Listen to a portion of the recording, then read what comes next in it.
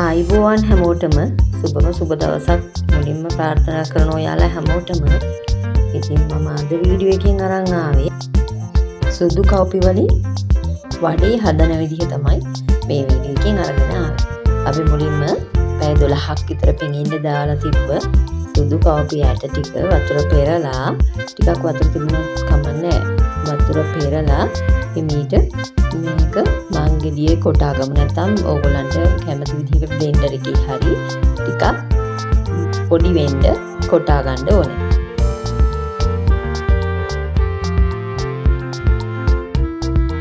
මෙන්න මේ විදිහට හොඳින් මේක කොටා ගන්න ඕනේ. මේ කියන්නේ ඇලෙන ගතියක් ඇති වෙනවනේ. ඒ කෙටිලා හොඳට පොඩි වෙනකොට මේ කව්පි ඇට ටික ඇලෙන ගතියක් ඇති වෙනවා. එතකොට එන්නේ ඒ ගාන විතර වෙනකම් මේක හොඳින් කොටා ගන්න ඕනේ.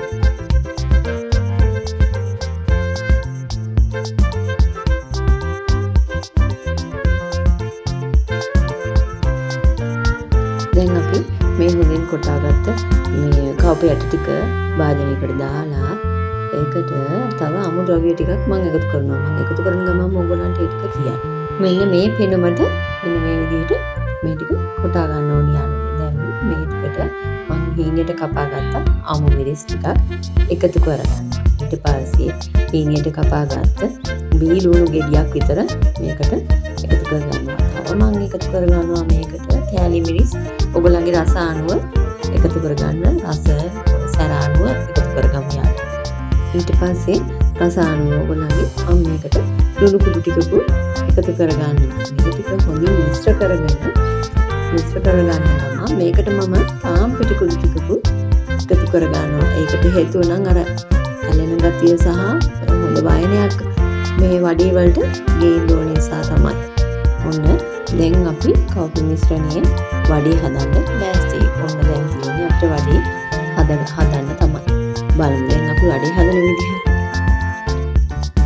මේ කව්පියට හොඳින් බැදෙන්න ඕනේ. ඒ නිසා ටිකක් හොඳට ගැඹුරු තෙලේ දුමුරු පාට වගේ වෙනකම් මේ වඩේ ටික අපි බැඳ ගන්න ඕනේ.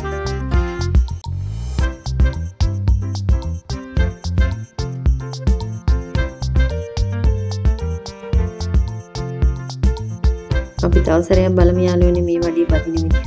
මෙන්න මේ විදිහ අතින් තමයි මම වතුර ටිකක් අල්ලලා තුනී කරලා මෙහෙම තෙල් තාච්චියට දාලා බැඳ ගන්න.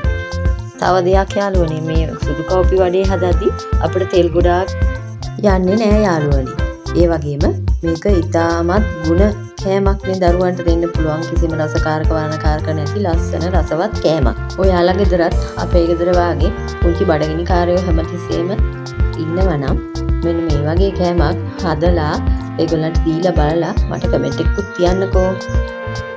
ඔන්න සුදු කව්පි වඩේ හදලා ඉවරයි. සුදු කව්පි ග්‍රෑම් 250ක් විතර තමයි මම අද මේ වඩේ 25ක් විතර හැදුවා. ඉතින් ඔයාලත් මේ වඩේ හදලා රස බලලා මටත් කියන්නකෝ. ඉතින් ඔයාලා හැමෝටම සුබ දවසක්.